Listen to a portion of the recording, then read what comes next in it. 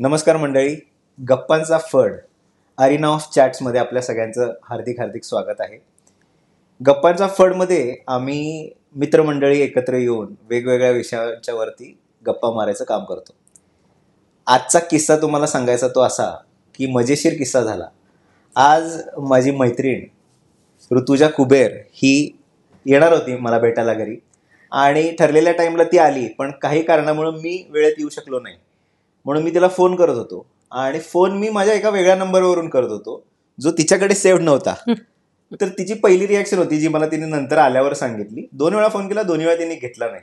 तिची रिॲक्शन अशी होती, माझे ऑफिस वर्किंग आवर्स संपलेले आहेत आणि मला हा अननोन नंबरवरनं फोन येतो, मी तो का घेऊ, मी तो काय घेणार नाही. म्हणून तिने तो सायलेंट करून टाकला होता फोन. आणि नंतर तिला कळलं की तो माझा फोन होता. मग आम्ही हसलो त्याच्यावर बरंचसं. तर हाच आज आपल्या पॉडकास्टचा पण विषय आहे. आज आपल्या गप्पांच्या फडाचा विषय आहे आणि तो म्हणजे वर्किंग आवर्स. आणि तो का विषय आहे हा आपण थोड्या वेळातच समजून घेणार आहोत. त्याच्यावर वेगवेगळ्या वेगवेगळ्या अँगलनी त्याच्यावरती चर्चा करणार आहोत. तर अशा पद्धतीनं आजचा आपला एपिसोड असणार आहे. तर सर्वात आधी मी ऋतुजाचं स्वागत करतो आपल्या शोमध्ये. So welcome Rutuja. Thank you so much Girish. It's a really nice feeling to have you here. It's a nice feeling being here. तर काय म्हणशील आजच्या टॉपिकचा वरती काय बोलशील तू?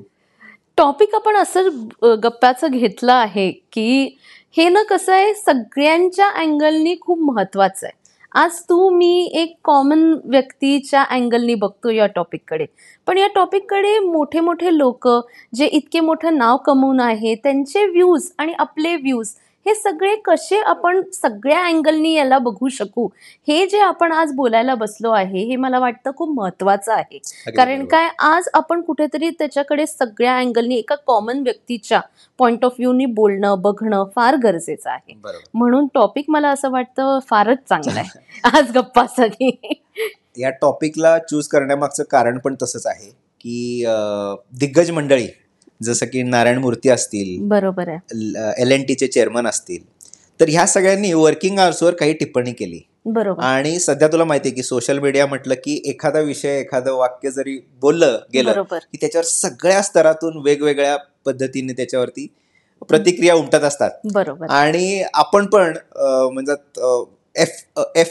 फोमो हा सध्याच्या जनजीचा एक आवडता वर्ड आहे की फिअर ऑफ मिसिंग आउट. मी कुठे मिस आउट होत नाही म्हणून मलाही त्याच्यावर एक कमेंट करायचा असतो, मलाही एक पोस्ट करायचा असतो. तशी मी एक पोस्ट करून झाली त्या विषयावर. तर सुरुवात अशी झाली की नारायण मूर्तींच्या पासून सुरुवात झाली.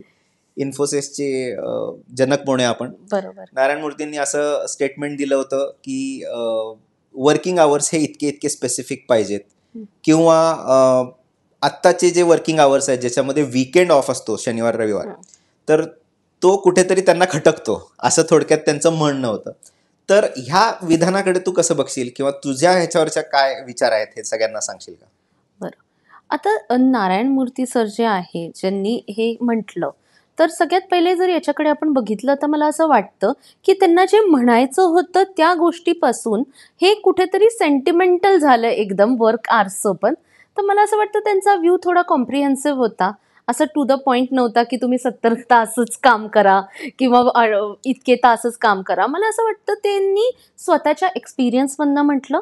कारण काय, त्यांनी पूर्ण लाईफमध्ये त्यांच्या, आय थिंक मी कुठेतरी वाचलं होतं की त्यांनी त्यांच्या लाईफमध्ये अराउंड 80-90 आवर्स अ वीकचं शेड्यूल पण त्यांनी फॉलो केलेलं आहे. तर होऊ शकतं एखाद्या माणसाचा पर्सनल एक्सपिरियन्स बोलतो अशा सिच्युएशनमध्ये, आणि तो एक्सपिरियन्स ते शेअर करत होते.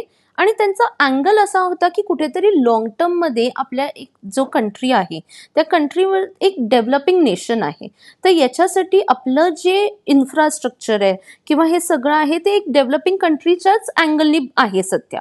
तर कुठेतरी असं त्यांचं एक व्ह्यू होता की तुम्ही आपल्या कंट्री किंवा नेशनच्या ग्रोथच्या हिशोबाने थोडे अजून तास जर देऊ शकत असाल तर कुठेतरी ते बघणं त्याच्याकडे काही वाईट नाही. पण हे फक्त त्यांचा स्वतःचा पर्स्पेक्टिव्ह होता जो त्यांनी मांडला.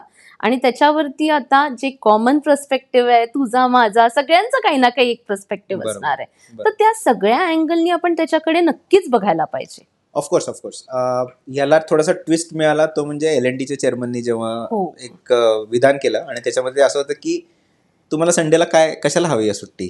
म्हणजे एक कॅज्युअल त्यांचा प्रश्न होता की for how many hours are you going to stare at your wife? Right. Are you not going to get bored out of it?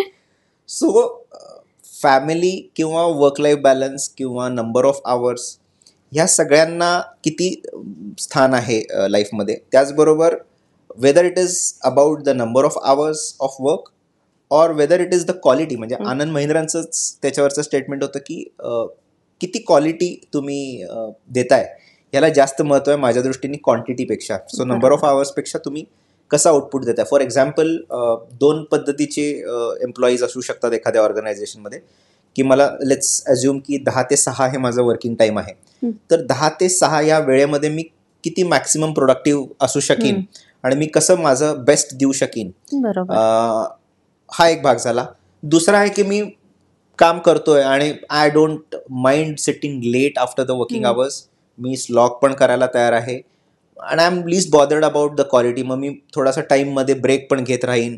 मध्ये मध्ये I will keep on checking my social media handles. कारण आता सध्या सगळ्यात मोठं distraction माझ्यामध्ये ते आहे की तुम्ही एखादं काम करताय आणि you want to focus on that work, तर बऱ्याचदा एखादा येणारा व्हॉट्सअप मेसेज किंवा एखादा येणारा ईमेल किंवा एखादा तुमच्या सोशल मीडियावरचं नोटिफिकेशन हे तुम्हाला लगेच डिस्ट्रॅक्ट करू शकतं. बरोबर. सो ह्या सगळ्या गोष्टींच्या बद्दल तुझं काय विचार आहेत?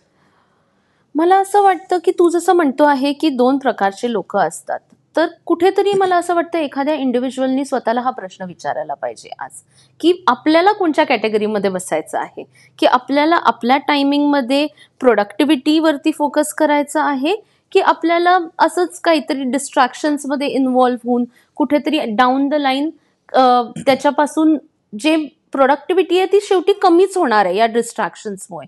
तर ते मला असं वाटतं की त्या व्यक्तीने किंवा सगळ्यांनी, आपण सगळ्यांनीच इनफॅक्ट, की हा प्रश्न स्वतःला कुठेतरी विचारायला पाहिजे आज, की आपल्यासाठी काय महत्वाचं आहे.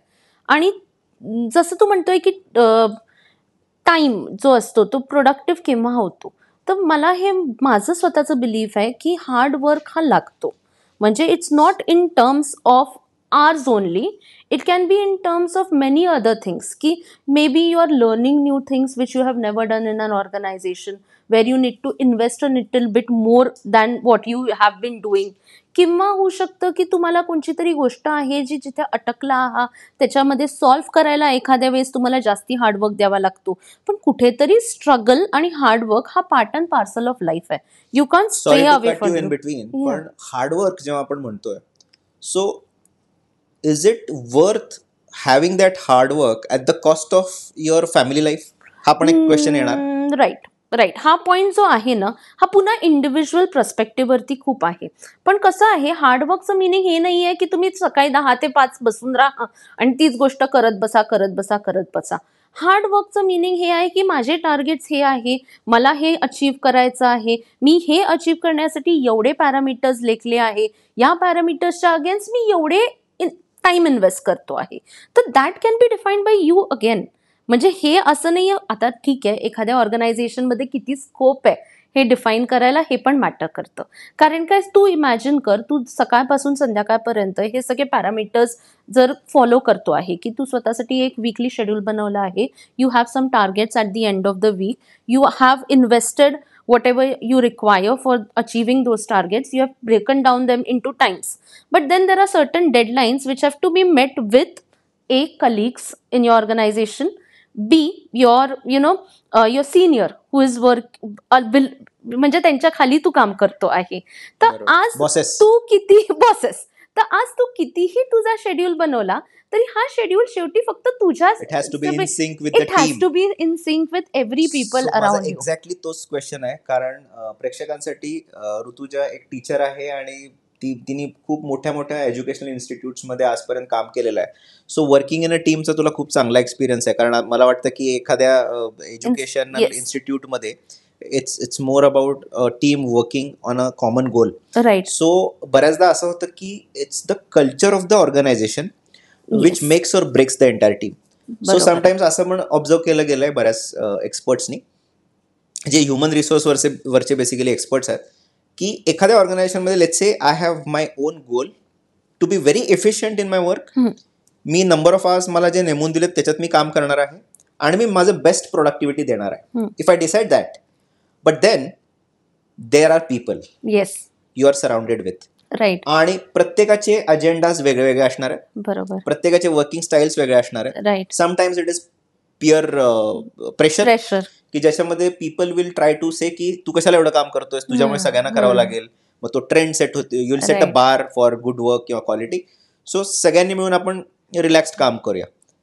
Then how to deal with that situation, that is another question. Right. तुझा काय एक्सपिरियन्स आहे?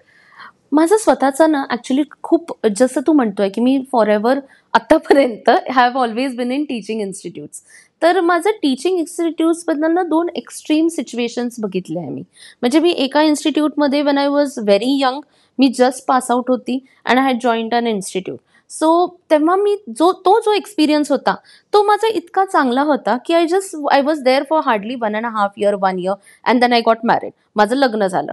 पण त्या एका वर्षामध्ये मी टीम युनिटी किंवा टीम एन्व्हायरमेंट, टीम सिंक हे इतकं चांगलं बघितलं होतं, कारण की त्यांचं जे कल्चर होतं त्या टीमचं, की ते सगळं सीप व्हायचं तिथल्या प्रिन्सिपलकडनं. म्हणून मला असं वाटतं माझा तो एक कन्सेप्ट झाला पहिलेपासून, की जो एखाद्या इन्स्टिट्यूटचा हेड असतो त्याचं जे कल्चर असतं ते कुठेतरी सगळीकडे पर्कोलेट होतं एखाद्या इन्स्टिट्यूटमध्ये. तर whoever is at the top position is the deciding factor. कारण की तो जो ट्रेंड सेट करतो किंवा तो जो कल्चर स्वतः फॉलो करतो, त्याचं मिनिंग हे नाही आहे की तुम्ही 4 कल्चरलचे बुक्स वाचा आणि त्याच्यानंतर उद्या येऊन म्हणा मी हे बुक वाचलं, मला हे टीममध्ये कल्चर इम्प्लिमेंट करायचं. It will never work. कुठेतरी he or she has to be a whole and soul. He should carry that culture, he or she should carry that culture. जेव्हा ते होतं तेव्हा ते खूप सिंकफुली आणि फार चांगल्याने टीममध्ये हे होतं. तर तो एक एक्सपिरियन्स मला आठवतो. आणि मग एक एकदम अपोजिट एक्सपिरियन्स पण I have been in a institute. Again तिथे असं होतं की तो कल्चर तू इमॅजिनच नाही करू शकणार. म्हणजे तू जे आज वर्किंग आवर्सच्या गोष्टी बोलून राहिलाय ते मी तिथे ॲक्च्युली बघितले आहे इन हँड. की सकाळी आम्ही जायचो 8 वाजता आणि रात्री यायला जायचे 9. आणि माझ्या मते तो आउट ऑफ सिटी एका रिमोट लोकेशनला इन्स्टिट्यूट असल्यामुळे फार डिफिकल्ट होतं. आणि मग कसं व्हायचं, संडेला पण या, संडेला पण शिकवा. हे बघ कसं आहे माहितीये, शिकवण्याचं एक कन्सेप्ट आहे. समोरचा रिसेप्टिव्ह असेल तर तुमचं टीचिंग इम्प्लिमेंट होतं. म्हणजे कुठेतरी आज टीचिंग एन्व्हायरमेंट हे खूप मॅटर करतं.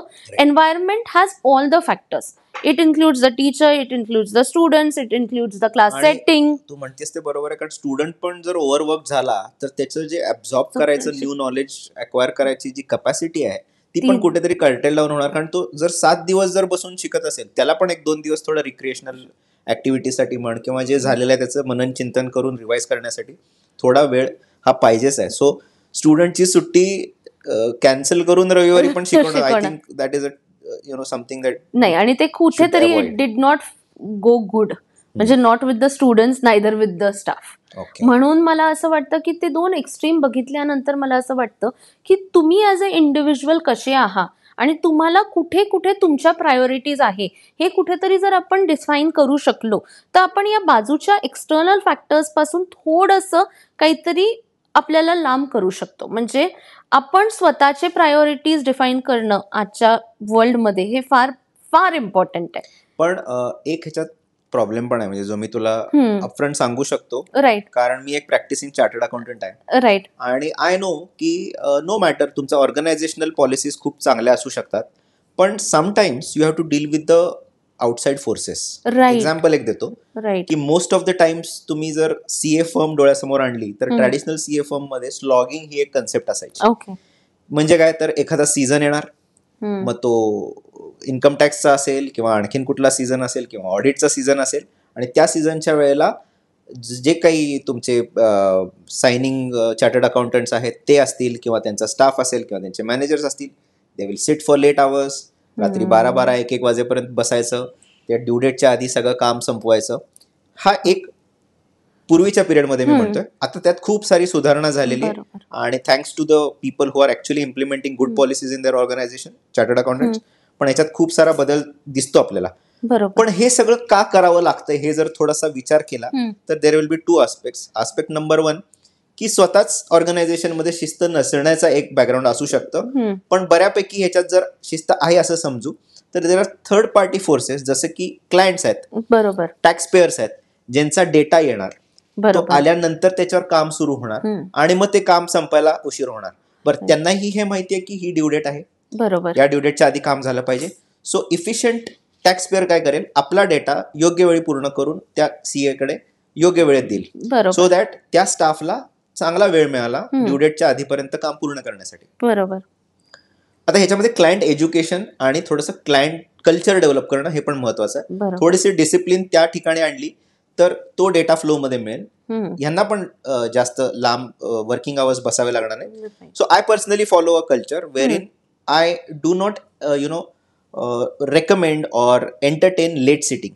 सो मी म्हणतो की I love my work life balance, you also maintain your work life balance. For that you work efficiently. जे वर्किंग आवर्स आहेत त्याच्यातच बसा, तुम्ही लेट बसून स्लॉक करायची गरज नाही. For that you in advance talk to the क्लायंट्सना वेल इन्फॉर्म ठेवा. कधीपर्यंत तुम्हाला डेटा पाहिजे याचं एक्सपेक्टेशन तुम्ही त्यांना सेट करा. त्यांच्याकडनं मिळाल्यानंतर इफेक्टिव्हली काम करा. माझ्याकडे मी जर संध्याकाळी 6 वाजता ऑफिसमध्ये बाहेर पडत असेल तर 5:45 क्वेरीज घेऊन येऊ नका. दिवसभर मी आहे तेव्हा कधीही अप्रोच करा. So you have to be approachable also. So I think तो आपण जेव्हा ऑर्गनायझेशनल चार्ट बघतो जेव्हा तुमचे सिनियर्स आर इझिली अप्रोचेबल, हा एक खूप इफेक्टिव्ह मेथड आहे चांगल्या मॅनेजमेंटची. सो आय थिंक ह्या सगळ्या पॉइंट्स आहेत. सो तुमच्या इंटरनल कल्चर बरोबरच काही बाहेरच्या फोर्सेसना पण तुम्हाला इन सिंक घेऊन काम करायचं. That is what my experience is. तुला त्याच्यावर काय सांगण्यासारखं वाटेल? म्हणजे is this the trend in all the industries का काही वेगळं? नाही, this is what I have observed in teaching industry also, की इथे कसं आहे, तू जसं म्हणतोय तुझ्यासाठी क्लायंट्स आहे, तर फॉर अ टीचिंग सेक्टर किंवा टीचिंग बॅकग्राऊंड जर असेल तर एक्सटर्नल फॅक्टर्स काय आहेत, तर पेरेंट्स असतात जनरली, किंवा तो चाइल्डचे सिबलिंग्स असतात, किंवा एक्सटर्नल काहीतरी एक्स्ट्रा करिक्युलर ऍक्टिव्हिटीज असू शकतात. तर या सगळ्या गोष्टींमध्ये पण ते आहे. तू जसं म्हणतो की एक्सपेक्टेशन्स हे बाहेरचे आपल्याकडनं सेट करतात, तसंच आपण त्यांच्याकडे काही एक्सपेक्टेशन्स जर सेट केले तर ती टू वे स्ट्रीकनी खूप सारा बॅलन्स येऊ शकतो. म्हणजे जसं आता पेरेंट्सचे एक्सपेक्टेशन्स असतात स्टुडंट्सकडनं किंवा आमच्याकडनं की तुम्ही आमच्या पोराला इथपर्यंत समजवून द्या किंवा हे शिकवून बरोबर सांगा, पण तसंच आमचे पण काही एक्सपेक्टेशन्स असतात की तुम्ही पोराला बरोबर वेळेवर शाळेवर पाठवा, उगाच सुट्ट्या घेऊ नका. तर कुठेतरी मला असं वाटतं expectation is a two way street. जर if they start fulfilling and we start fulfilling and we are in coordination with our expectations, then it's a win win situation. आणि somewhere I feel work life बॅलन्सची जी गोष्ट बोलतोय आपण त्याच्यामध्ये win win situation फार important आहे. Right. आणि I think most of the industries will achieve it effectively except few. म्हणजे आता काही एक्झाम्पल्स मला द्यावे लागतील कारण माझे क्लायंट्स काही आहेत जे त्या इंडस्ट्रीला बिलॉंग करतात. जसं की फिल्म मेकिंग ही एक इंडस्ट्री आहे, बरोबर, किंवा डेली सोप सिरियल मेकिंग ही एक इंडस्ट्री आहे. आता ह्याच्यामध्ये असं होतं ना की there are various teams who are involved and the unit are apparently big units. बरोबर. म्हणजे तुमचं आर्टिस्ट काही लोक असतील, काही तुमचे क्रू मेंबर्स असतील, काही तुमचे प्रोडक्शनवाले काही लोक असतील, डायरेक्टरच्या टीम मधली काही लोक असतील, ऍक्टर्स जे म्हणजे सेलिब्रिटीज म्हणतो आपण, जर सेलिब्रिटीज असतील तर ह्या सगळ्यांना इनसिंक घेऊन जाणं इट्स अ स्किल आणि इट्स अ टास्क. राईट. ते वर्कआउट होईलच असं नाही, पण त्याच्यामध्ये आणखीन एक आस्पेक्ट आहे की what we hear more often, आणि ह्या ऐकलेल्या आणि बघितलेल्या गोष्टींवरूनच डेव्हलप झालेलं परसेप्शन आहे. So I am not sure whether I am 100% true not, but some celebrities think that मी कधी गेलो तरी चालणार आहे, मी उशिरा जाईन मग काम सुरू होईल. सो असं काही लोकांनी पण त्यांच्या इंटरव्ह्यू मध्ये शेअर केलंय की आम्ही पूर्ण वेळ बसून असायचो दिवसभर आणि संध्याकाळी कधीतरी तो फिल्म स्टार किंवा सुपरस्टार यायचा आणि मग शूटिंगला सुरुवात व्हायची. सो इथे असं आहे ना की काही फोर्सेस तुमच्या हातामध्ये नसणार आहेत, बरोबर आहे, but then there are examples of South Indian industry comparative की जिथे अपॅरेंटली टाइमला खूप महत्व आहे. बरोबर. सो दो इक्वल व्हॉल्यूमच्या टीम्स असतील किंवा काही असेल तिथे. सो हा फरक काय आहे तर कुठेतरी तो एक स्टँड घेऊन त्याच्यावर काम करायला सुरुवात केलेली असणार आहे. Treating everyone equal. कारण आज कॅमेरा सांभाळणाऱ्या कॅमेरामनच्या लाईफमध्ये त्याच्या बायकोबरोबर, स्पाऊस बरोबर टाइम स्पेंड करणं जेवढं इम्पॉर्टंट आहे तेवढंच त्या सेलिब्रिटीच्या आयुष्यामध्ये त्याच्या स्पाऊस बरोबर टाइम स्पेंड करणं इम्पॉर्टंट आहे. ह्या दोघांच्या ह्याच्यात मला कुठेही फरक जाणवत नाही. सो बोथ आर ऍट पार. बरोबर. सो तो दिवसभर बसून राहील आणि नंतर हा संध्याकाळी. I don't think that is a fair thing. So तुला काय वाटतं की हे बदल आणता येऊ शकतील? मला असं वाटतं की हे जे तू म्हणतोय हे मी पण ऐकलंय ऍक्च्युली. भरपूर सिच्युएशन्स मध्ये, भरपूर इंटरव्ह्यूज मध्ये ऐकलंय की बाबा आम्ही वेट केलं पण so and so actor did not reach on time, मग ते पुन्हा मग अशा सिच्युएशन्स मध्ये इव्हन फिल्मचं रिलीज पण पोस्टपोन होताना मी बघितलं आहे बरेचदा. असं कुठेतरी पेपरमध्ये किंवा मॅगझिन्समध्ये वाचण्यात आलंय. तर मला तू जे म्हणतोय ते बरोबर आहे, एक अँगल आहे.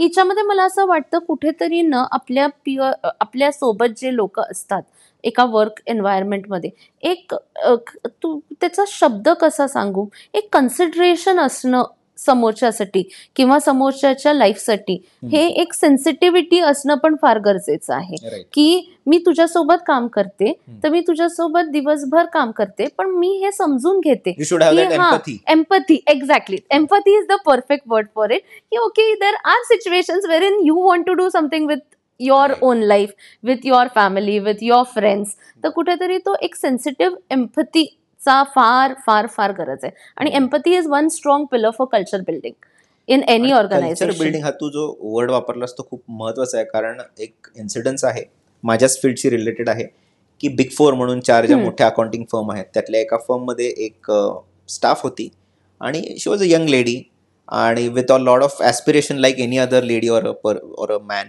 In his or her life. So she apparently overworked आणि it took a great toll on her life. Okay. आणि हर पॅरेंट्स वेअर डेव्हिस्टेटेड. खूप त्यांना दुःख झालं आणि दे कॉन्स्टंटली ब्लेम्ड. ऑफकोर्स म्हणजे ते एक मनस्थितीत होते, परंतु त्यांनी ह्या कल्चरला थोडासा विरोध केला. आणि ते कल्चर असं असायचं की जे इन्सिडेन्सेस त्यांनी शेअर केले, few of the incidences I remember, कारण हे सगळं सोशल मीडियावरती शेअर केलं गेलेलं आहे त्यांच्या ऑफिशियल हँडल्समधून आणि तशा गोष्टीतून, की ती काम तर खूप करायचीच, no doubt she use to carry the work at home, लॅपटॉपवर परत काम करायची. पण problem was the with the immediate managers. Right. जे मॅनेजर्स मे बी त्यांचं काहीतरी क्रिकेट मॅच बघतील किंवा आणि काहीतरी करतील आणि मग संध्याकाळी येतील आणि दे विल स्टार्ट सेईंग की आता मी रिव्ह्यू करणार आहे तुझ्यावर, तू आता बस, you should sit extra now आणि रिव्ह्यू पूर्ण करून मग तुझा, or whatever, I don't know the exact thing, पण अशा पद्धतीची काही घटना झाल्या. सो हे जे कल्चर आहे हे डिमोटिवेटिंग कल्चर आहे. बरोबर. ह्यांनी कुठलीही ऑर्गनायझेशनची ग्रोथ ही हॅम्परच होणार आहे. डेफिनेटली. मॅनेजरनी त्याचा टाइम जर इफेक्टिव्हली दिला असता ऑर्गनायझेशनला तर हा प्रश्न आला नसता. मी कुठल्या पर्टिक्युलर ऑर्गनायझेशन बद्दल बोलत नाही, इन जनरल बोलतो. तर कुठेतरी हे असं आहे का की ओव्हरऑल ऑर्गनायझेशनची पॉलिसी असेल, पण what matters is your immediate managerial level. Right. Is it that? Yes, it is very much that. Otherwise मला असं वाटतं, आता तू जे एक्झाम्पल दिलं त्याच्यामध्ये कुठेतरी मला असं वाटतं ती आता हे एक्झाम्पल झालं, पण होऊ शकतं की आपल्यासोबत डेली लाईफमध्ये कोणासोबतही हे होऊ शकत असेल. होऊ शकतं माझ्यासोबत उद्या होत असेल की माझ्यासोबत कोणीतरी वर्किंगमध्ये आहे आणि that person or he or she is facing such a scenario. तर आय फील की मी कुठेतरी as a peer, a friend, I should say की go and tell this person की तू जाऊन बोल त्यांना की मी हे नाही करणार. Start saying, learn to say no somewhere. कारण काय, good book on it, wonderful book on it, but then very hard to implement. Is a voracious reader आणि मोस्ट ऑफ द टाइम्स आम्ही गप्पा मारतो ते वाचलेल्या पुस्तकांच्या बद्दल असतं. सो जस्ट टू मला असं वाटतं की one of the most important ground for us to connect is books. Yes. But then learn to say no is something I feel very, very important. Somewhere you have to say a very firm foot. Put your foot down and say, no, this is not going to happen today. Correct. I can deliver this tomorrow at so and so time. But sometimes, this can't be. It happens that people want to take a stand, पण they are worried with the results of it. For example, एखादा manager असेल आणि तो अशा पद्धतीचं work culture दाखवत असेल की उशिरा रिव्ह्यू सुरू करणार आणि मग he will ask you to slog a little bit. तिथे कदाचित स्टाफ स्टँड घेणार नाही, पण कारण त्याला माहिती आहे की उद्या जेव्हा माझी अप्रेझल्स असतील किंवा माझी रिव्ह्यू सिस्टीम असेल तेव्हा इट माइट गेट हॅम्पर्ड आणि मग मला कुठे परत त्या मॅनेजरच्या आणि वरच्या ऑथॉरिटीकडे जाऊन हे सगळं कसं सांगता येईल वगैरे. They are little worried. पण आय थिंक थोडंसं फ्री कल्चर किंवा 360 डिग्री रिव्ह्यूजच्या काही सिस्टीम फॉलो करतात लोक, की नुसतंच मॅनेजर त्यांच्या सबऑर्डिनेट्सचा रिव्ह्यू न करता सबऑर्डिनेट्स पण त्यांच्या मॅनेजरला रिव्ह्यू करतात आणि that is a healthy culture I think, कारण दोघांचाही रिव्ह्यू जात असतो मॅनेजमेंट. बरोबर आहे. सो अशा पद्धतीचे काही माझ्या मते त्याच्यावरती उपाय करून ह्या ओव्हरऑल याला आपल्याला डेव्हलप करता येईल असं वाटतंय. एक ह्याच्यावरती आणखीन मजेदार गोष्ट बघितली होती आणि ती अशी की नारायण मूर्तींचा एक व्हिडिओ रिलीज झाला होता, रिसेंटली बघितला मी. अगेन नारायण मूर्ती हे दिग्गज आहेतच, नो हो. डाऊट, परंतु ते म्हटले होते की 1990s मध्ये जेव्हा 5 days वर्किंग कल्चर झालं, म्हणजे 6 days होता आधी, फक्त संडे ऑफ असायचा, हम्म. तर सॅटर्डे पण ऑफ झाला. IT सेक्टरसाठी बेसिकली हा चेंज जो झाला, बरोबर, आणि I was very disappointed with that decision, असं त्यांचं म्हणणं होतं. सो एक कामाचा दिवस कमी झाला कमी झाला. असं त्यांच्यासाठी होतं. When you are sitting at the top of an organisation, I think things are different. Right. आणि when you are part of a team who is actually doing the field work, the things are different. So ह्या दोघांच्या फरकाचं कसं विश्लेषण करशील तू? View are also different. Not just things are different. A view from the top may be different from the view from the ground Yeah. level. तर मला असं वाटतं की ते ज्या पोझिशन्सना आहे ते कुठून तरी स्टार्ट करूनच त्या पोझिशन्सला पोचले आहे. Very important. असं नाही आहे की ते ऑल ऑफ अ सडन उद्या उठून कोणी मला CEO नाही बनवणार आहे कोणत्या फर्मचं. तर कुठेतरी त्यांचा स्वतःचा एक्सपिरियन्स हा असेलच त्या ग्राउंड लेवलचा. फक्त डिफरन्स असा आहे की हे पण एक बघण्याचा पॉईंट ऑफ व्ह्यू आहे की काळ बदलतो. म्हणजे आज एखादा व्यक्ती जेव्हा ग्राउंड लेवलवरती काम करत होता, होऊ शकतो तो आज 40 वर्ष जुनी गोष्ट असेल, आणि आज तोच व्यक्ती एका वरच्या पोझिशनला पोचलाय आणि व्ह्यू बघतोय. But then times have changed. बरोबर. So for him, maybe how used to happen at the ground level that time 40 years back is not same what is happening today. Right. So that is one thing की I feel की कुठेतरी हे जे मोठे लोक आहे जे सगळ्या या गोष्टींकडे फोकस करतात, जिथे प्रोडक्टिव्हिटी आणि हे सगळं व्हॅलिड असेल, मी हे म्हणत नाही, त्याच्याबद्दल माझं काहीही ओपिनियन नाही, पण मला असं वाटतं की कुठेतरी त्यांनी या ग्रासरूट लेवलच्या लोकांशी आत्ताच्या काळामध्ये पण बोलावं, आणि त्याच्यामधनं कुठून तरी त्यांना काहीतरी असे एक मिळेल की होऊ शकतं आत्ताची सिनारिओ पण थोडा त्यांच्या समोर येईल. बरोबर. तर हे एक बघायचं It's all माझं. about perspective, I think. Yes, it's all about perspective. Yes. Right. One of the reasons I felt this was because मला आठवतं रतन टाटाजी कंटिन्युअस सगळ्या एज ग्रुपच्या लोकांशी इंटरॅक्ट करायचे. बरोबर. So that was one thing that I have heard him speak repetitively in many scenarios, किंवा I have heard people who he met with posting things की आज यांनी या एज ग्रुप सोबत इंटरॅक्ट केलं, उद्या त्या एज ग्रुप सोबत इंटरॅक्ट केलं, तर त्यांना एक मोठा व्ह्यू मिळाला. Shantanu Naidu. Right. We both have read his book. Yes. आणि त्याच्यामध्ये जो त्यांनी त्याच्या रतन टाटांच्या बरोबरच्या पहिल्या भेटीचा जो वर्णन केलेला आहे, बरोबर, इतकं एक्साइटिंग आहे ते. हो, आणि विशेषतः रतन टाटा, त्यांचे डॉग्स आणि शंतनू आणि त्याचा मित्र यांची भेट जी आहे, त्यांना ते घरी घेऊन जातात गाडीतून, भरपूर टाइम स्पेंड करतात, ते त्यांच्या डॉग बरोबर खेळतात, आणि मग त्यांच्यातल्या गप्पा, आणि मग how the bonding went ahead, आणि मग पुढे कसं तो he joined him as a team. खूप इंटरेस्टिंग आहे. सो आय थिंक असे कल्चरल ओपननेस असणारी पण माणसं आज किती आहेत, हा एक प्रश्न आहे. फार महत्वाचा भाग आहे तो. त्याचबरोबर एक नवीन न्यूज जी रिसेंटली ऐकायला मिळते, जसं 5 days वर्किंग बद्दल बोललो, तर नाव few of the countries have started inculcating a working hour policy wherein they are only required to work for 4 days. So effectively 3 दिवसांची सुट्टी आणि 4 दिवसांचं काम. भारतात काम करेल का? भारतात मला असं वाटतं ते 3 दिवसही येतील का, म्हणजे 4 दिवसही येतील का 3 दिवसाच्या सुट्टीनंतर. कारण की हे बघ, एक जनरल ओपिनियन असतं, तू मी दोघंही आय एम व्हेरी शुअर आपण एक त्या स्प्लिट सेकंडसाठी सकाळी उठल्यानंतर कुठेतरी हा विचार करतो, अरे यार मंडे.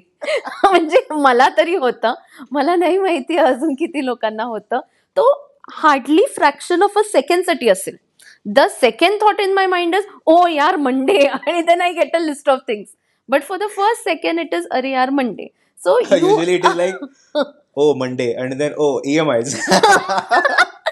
आणि एक कम्फर्ट झोनचा प्रश्न पण आहे माझ्यासाठी पर्सनली. मला असं वाटतं की 2 दिवस सुट्टीनंतर मी त्या कोझी झोनमध्ये जाते, जिथे मे बी मी कॉफी पित असते, बुक रीड करत असते, स्वतःच्या एका स्पेसमध्ये जाते, तिथून बाहेर येणं. Situation if 3 days of comes, म्हणजे तो चौथा जो दिवस असेल मंडे, तो फार डिफिकल्ट असेल. मला पर्सनली तर डिफिकल्ट असेल, मला एवढं मोठं व्ह्यू नाही देता येणार. What may be the reason for 4 days working 3 days, म्हणजे एक जे सांगितलं ते of course they are working on their population to grow. Right. कारण ह्या सगळ्या देश जे आहेत ते most of them are develop countries आणि they want to increase their population, which is इंडियासाठी तो ऍप्लिकेबल होणार नाही मुद्दा. बरोबर.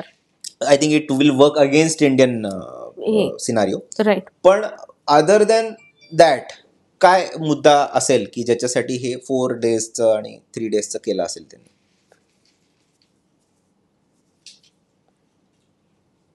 क्वालिटी फॅमिली टाइम हा एक दिसतो मला.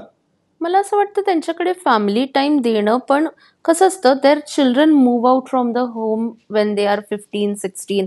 मे be the weekends are the only time when people get together. That is the culture that I have seen in many people who I have interacted with. Correct. I don't know in general of a population, पण माझे काही friends आहे जे UK मध्ये, US मध्ये आहे, त्यांचं तिथले बॉर्न अँड ब्रॉटअप आहे, they are not Indians. So what I have observe with them is त्यांचा family time is very different from our family time concept. त्यांच्याकडे कसं असतं माहितीये, वीकेंडला ते लोक गेट टुगेदर्स असतात, ते तिथे भेटतात. That is the only time they get those interaction with any family member in their family. Right. And for us, it's very different. For us, we come back home and we have the whole family around us. पण ऑल्टरनेटिव्हली एक bill pass I think होता राहिलं, ते म्हणजे की तुमच्या working hours नंतर एम्प्लॉईला employer phone करू शकणार नाही. हो. सो त्याची सध्याची परिस्थिती फ्रँकली मला माहित नाही, त्याच्यावर अभ्यास नाही केला. परंतु अशा पद्धतीचं जर बिल असेल किंवा त्याचा पुढे जाऊन कायदा झाला, ऍक्ट मध्ये रूपांतरित झाला, तर काय वाटतं तुला की वर्किंग आवर्स नंतर फोन करायचा नाही हे कितपत योग्य आहे, कितपत अयोग्य आहे? आणि डिफरंट इंडस्ट्रीज बघूया आपण. फॉर एक्झाम्पल मेडिकल, जी खूप जीवनावश्यक गोष्ट आहे, आणि hats off to all the medical professionals, पण literally they are not following any working hours. Because they can't follow any working hours. म्हणजे आता मी माझ्या आईचं एक्झाम्पल घेऊन लहानपासून मोठं होताना बघितलेलं आहे की माझी आई she is a paediatrician. So whenever there use to be a caesarean call, she use to be called, काय the baby has to be attend by a paediatrician. तर मी माझ्या आईला रात्री 2 वाजताही जाताना बघितलंय, मी माझ्या आईला रात्री 2 ते 5 थांबताना बघितलंय. मी बरेचदा असं बघितलंय की ती सकाळची 10 वाजले तरी गेलेली नाही. कारण काय, कसं आहे, त्यांचं ते सिस्टमच तशी आहे की जेव्हा नीड असेल तेव्हाच तुम्ही वर्क कराल, किंवा एक ठीक आहे ओपीडीचं टायमिंग आहे किंवा बाकीचे तुमचे राऊंड्स आहे ते डिफाईन होऊ शकतात, पण when will a person go in labour cannot be defined. So that I don't think so it will work with these kind of industries. कारण काय, इथे it's about a person's life. I think in general it will help, right? कारण in general ही situation ही कधीच चांगली नसणार आहे की एखादा एम्प्लॉई घरी जातोय आणि he is always in a tension, constant stress की मला आता फोन येईल, बरोबर, त्याच्यावर मला रिपोर्ट काय करावं लागेल किंवा मला काय काम आहे.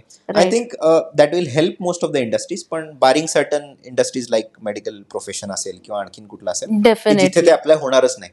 पण I think overall is it a good decision according to you, or still needs to be pondered upon?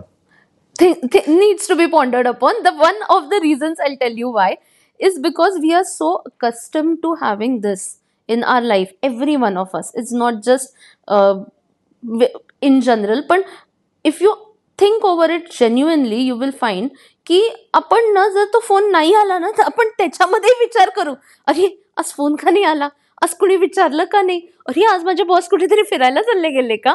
म्हणजे माझं म्हणणं हे आहे की आपण स्वतःच किती त्याच्यामध्ये इन्व्हॉल्ड असतो की आज कसं काय असं झालं. You one fine day everything is working fine, no one has given you a call, no one is asking you after rush तुम्हाला पाहिजे सारखी. Maybe we are too attached to it also. So something to be pondered upon, definitely.